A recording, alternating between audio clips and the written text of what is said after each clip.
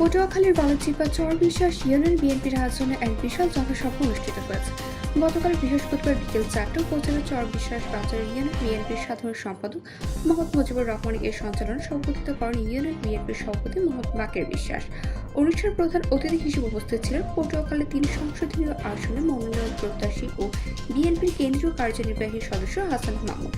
বিশেষ অতিথি হিসেবে উপস্থিত ছিলেন উপজেলা বিএনপির সভাপতি আলহাজ মোহাম্মদ সিদ্দিকুর রহমান, সাধারণ সম্পাদক আলহাজ সাত্তার হাওলাদার ও দশমিন উপজেলার বিএনপির সাধারণ সম্পাদক মোহাম্মদ শাহাদুল শানু।